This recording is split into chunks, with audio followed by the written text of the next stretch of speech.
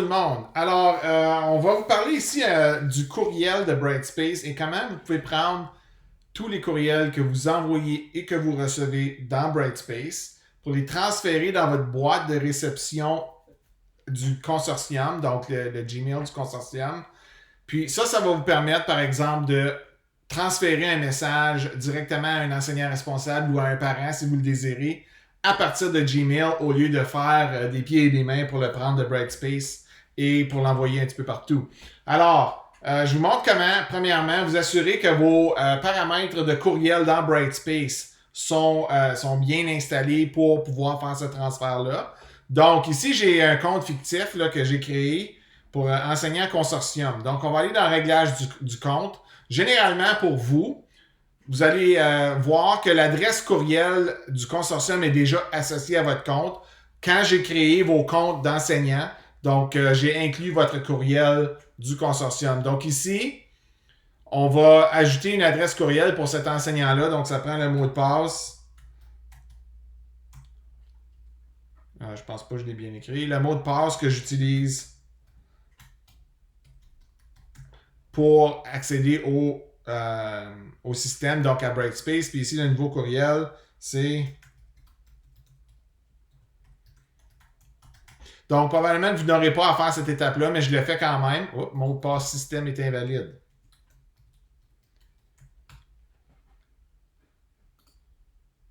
Bon, ça a fonctionné. Vous voyez, même quand on fait des beaux tutoriels, ça ne fonctionne pas toujours comme on veut. Donc, maintenant, je vais aller à mes paramètres de courriel. Deux choses que vous allez faire ici. Puis en passant, c'est ici que vous pouvez mettre une signature pour votre courriel aussi. Donc, si vous voulez mettre une signature semblable à ce que vous avez dans votre Gmail, vous pouvez le faire aussi.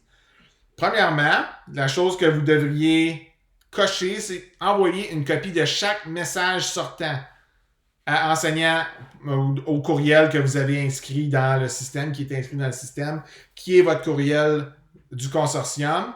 Et par la suite, en bas ici, option de transfert. Vous cochez option de transfert à l'adresse courriel.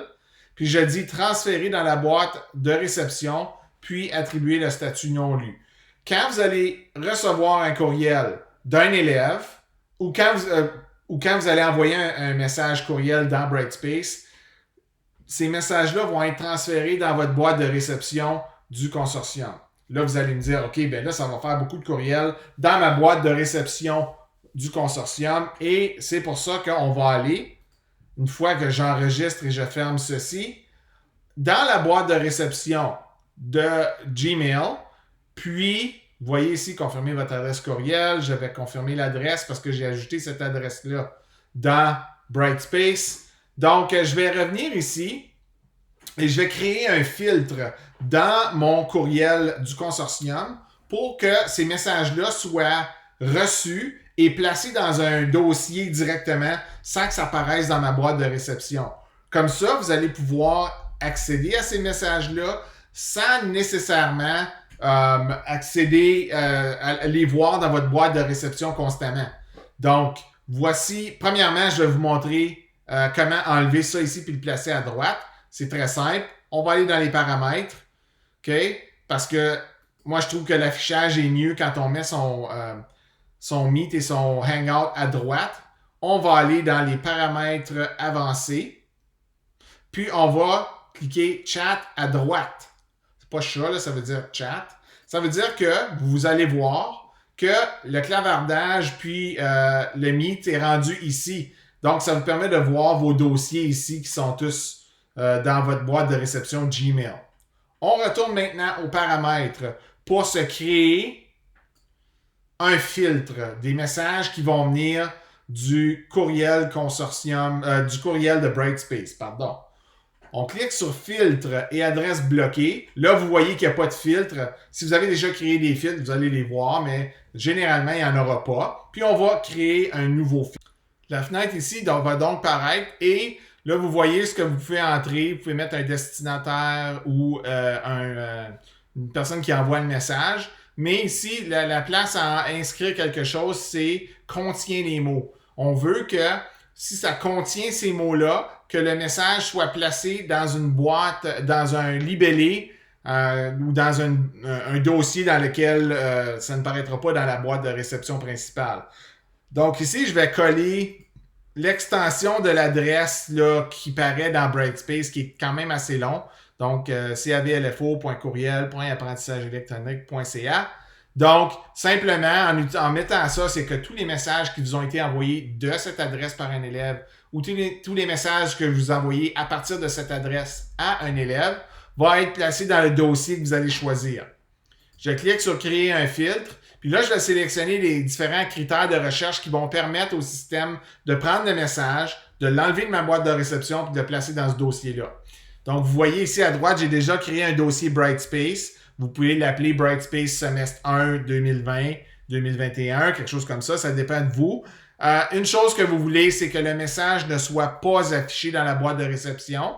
Donc, on veut qu'il soit archivé dans le dossier que vous allez l'envoyer. On veut le marquer comme lu aussi parce qu'on veut pas que tous les messages soient marqués comme non lus. Puis là, vous ayez des choses qui vous disent, ben, tu as plein de messages qui sont marqués non lus. Puis, l'autre chose que vous voulez indiquer, c'est appliquer le libellé.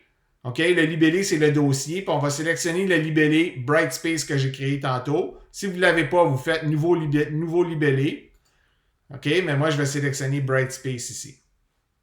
Puis, par la suite, je peux appliquer également ce filtre à une conversation correspondante. Vous avez vu le message tantôt qui existait déjà. Donc, je vais créer le filtre ici pour que ça s'applique. Donc, vous allez voir que dans ma boîte de réception, OK, je vais retourner à ma boîte de réception maintenant. Le message que j'avais tantôt qui venait de Brightspace a été placé dans le libellé. Puis là, je fais un test, j'envoie un message à mon enseignant consortium à partir de mon compte pour que vous puissiez voir qu'est-ce qui va se passer dans le courriel. Alors, j'ai fait un petit test avec un courriel d'un compte d'élèves fictif. Donc, vous voyez ici que l'enseignant a reçu un message courriel dans sa boîte de réception Brightspace. Donc, en cliquant sur l'onglet courriel, on peut voir que élève 1 consortium a envoyé un message. Le message qui est envoyé, c'est « Bonjour monsieur », puis si je clique sur le message, je peux le lire, j'espère que ça va bien, etc. Pouvez-vous répondre à ce message afin de m'assurer que mon courriel fonctionne bien, élève 1. Je vais juste réduire cette fenêtre, puis je vous reviens dans un instant pour vous montrer que dans le libellé Brightspace ici, on voit que le courriel de élève 1 a bel et bien été transféré. « Bonjour monsieur, j'espère que ça va bien ». Exactement le même message qui a été reçu dans la boîte Gmail, ici, donc dans le courriel du consortium, placé dans un dossier. Et le message ne paraît pas dans votre boîte de réception. C'est un des éléments du filtre qu'on a ajusté tantôt en disant ne pas afficher dans la boîte de réception. Il est dans le libellé Brightspace et il est marqué comme message lu. Si jamais je veux aller transférer ce message-là à un parent ou à un enseignant responsable, là, je vais pouvoir avoir une communication à deux voix avec cette personne-là, elle va pouvoir me répondre, etc. parce que ce n'est pas un courriel qui va venir de Brightspace, mais je vais le transférer de mon compte courriel du consortium. Ce qu'on ne peut pas faire avec le courriel Brightspace. Je retourne donc dans le courriel Brightspace ici. Je vais rouvrir cette fenêtre de courriel que j'ai réduit tantôt. Je pense que c'est... Un instant. Il est ici. Alors, je vais répondre à l'élève pour vous montrer que le message sortant aussi va bel et bien être ajouté dans le libellé Brightspace. Donc, je vais faire une réponse.